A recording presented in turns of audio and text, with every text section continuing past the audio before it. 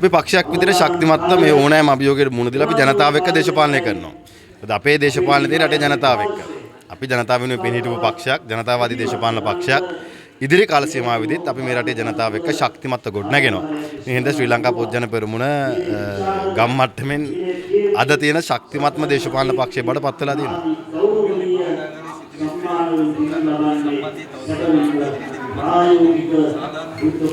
මේ ආණ්ඩුවෙන් විමර්ශන කළ වැඩක් වෙන්නේ නැහැ නේ. මොකද ආණ්ඩුවේනේ පිප්පොකට් එක ගහලා තියෙන්නේ.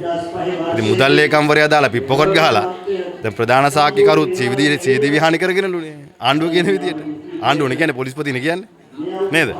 ඉතින් තව මොකද්ද? පිප්පොකට් කාරයෙන් අහලා වැඩක් තියනවද? කවුද මේ පිප්පොකට් එක ගහලා තියෙන්නේ කියලා. ඉතින් අර හොරාගේ අම්මගෙන් පේනාන න්‍යාය තියෙන්නේ. මේක හොරාගෙම පේනේ අහන්න වෙලා තියෙන්නේ. ඒ එකක් නෙවෙයිනේ. දැන් පෞද්ගලික බැංකුවකින් බිලියන 13කට වැඩි ප්‍රමාණයක් අන්ට්‍රස් දහනලා තියෙනවා. මේ සාමාන්‍ය ගමේ මාම කෙනෙක්ගේ නැන්ද කෙනෙක්ගේ ගිණුමකට රුපියල් ලක්ෂයක් වැටෙනවා ප්‍රශ්න 1000ක් අහනවා.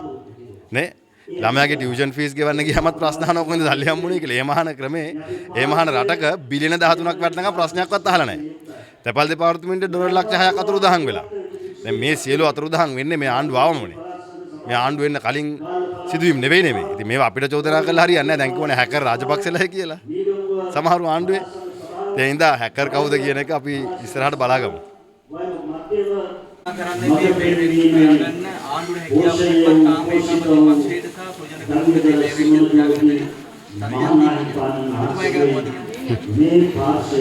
දැන් ඔය JVP එකම 103 තියෙන කාලෙත් ගෝල් ෆේස් එක පුරවල රැස්වීම කෙරුවා. හැබැයි දැන් ජනතාව බලාපොරොත්තු වෙන්නේ උන් මැතිවරණ කාලේ කරපු ක්‍රියාවලිය පොරොන්දු වෙච්ච දේවල් ඉෂ්ට කරනවද නැද්ද කියලා. ඉතින් තමන් පොරොන්දු වෙච්ච ඒවා ඉටු කරගන්න බැරි වුණාම මැයි රැලි තියලා අපිට බැන්නට හරියන්නේ නැහැ. දැන් ශ්‍රී ලංකා පොත්ජන පෙරමුණ මැයි රැලියක් කරේ නැහැ. අපි පොයේ දවසේ ඉඳලා විහාරස්ථානවල ආගමික වතාවත් කරේ. හැබැයි ඉතින් JVP මැයි රැලියේ අමතක කරන්න බැරි වෙච්ච වචන සෙට් එකෙන් එකක් තමයි රාජපක්ෂ සහ පොහොට්ටුව.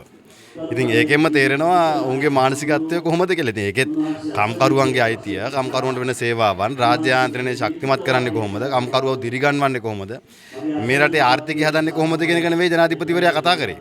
ජනාධිපතිවරයා මැයි දිනේට නැගලා අපෝ හිරේ දාන්නේ කොහොමද කියලා කතා කරනවා. ඉතින් ලැජ්ජාවේ බෑ. ඉතින් මේක තමයි මේ රටේ විධායක ජනාධිපතිවරයාගේ තනතුර වැටිච්ච තැන.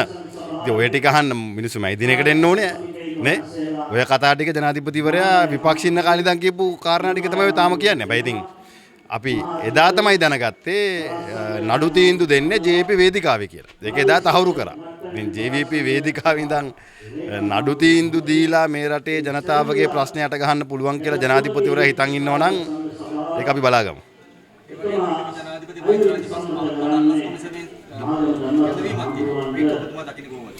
කැඳවීමක් තියෙනවා කියලා සමාජ මාධ්‍යයේ ගිහිලා තියෙනවා.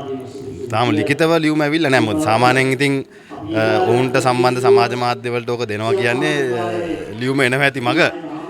ඉතින් සමාජ මාධ්‍ය තියෙන විදියටත් දැනගන්න තියෙන විදියට අර බලහත්කාරයෙන් බය කළා ලියාගත්තු කට උත්තරේ සම්බන්ධයෙන් තමයි ජනාධිපති මහින්ද රාජපක්ෂ මහත්තයන් අහනවා කියලා කියන්නේ. ඉතින් ඒ ලියාගත්තු කෙනත් දියුණුම් ප්‍රකාශයක් දීලා තියෙනවා බලහත්කාරයෙන් තමයි ලියාගත්තේ කියලා. ඉතින් මහින්ද රාජපක්ෂ හිටපු ජනාධිපතිවරයාව කෙන් කට උත්තරයක් ගන්න කෙනෙක්ව බය කරලා කට උත්තරයක් ලියාගෙන තියෙනවා. ඉතින් එහෙම ඒවට උත්තර දෙන්න ඉතින් අපි ඕන වෙලාවක අපි මහින්ද මහත්තයා ඉතින් ඌට වඩා ඒවට මුණ දීලා තියෙනවා. පෙරේද කිව්ව නේද වැඩි කරන්නේ නැහැ කියලා. මැයි දිනේ ඉවරලා ගෙදර යනකොට වැඩි කළා. ඉතින් ආණ්ඩුව බොරු කියනවා කියලා දැනගන්න එපා. වැඩි කරන්නේ නැහැ කිව්වොත් වැඩි කරනවම තමයි.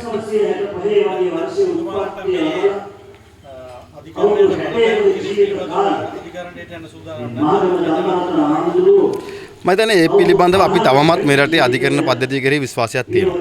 ඉතින් අපි විශ්වාස කරනවා ජනාධිපතිවරයා මේ JVP වේදිකාවෙන් ඉඳන් අඩු තීන්දුව දුන්නත් ගරු විනිශ්චයකාරවරු ඒ පිළිබඳව සැලකිලිමත් වෙයි. තවත් පැත්තකින් හැබැයි ඉතින් පොලිසිය සම්පූර්ණයෙන් JVP කරණය වෙලා තියෙන්නේ. දැන් අපි දැක්ක පහුගිය දිනක සිදුවෙච්ච සිදුවීමක් සම්බන්ධයෙන් කවුරුත් අහන්නත් කලින් කවුරුත් කියන්නත් කලින් මරණ වාර්තා වෙන්නත් කලින් පොලිසියෙන් කියනවා සියදිවි විහානි කරගෙනවා. ඉතින් පොලිසියට දින හදිසිය මොකද්ද දන්නේ නැහැ. අහන්නත් කලින් කියන්න. ඒ හින්දා මේවා පිළිබඳවත් අපි හොයනවා. මේවා පිළිබඳ සැකයක් තියෙනවා.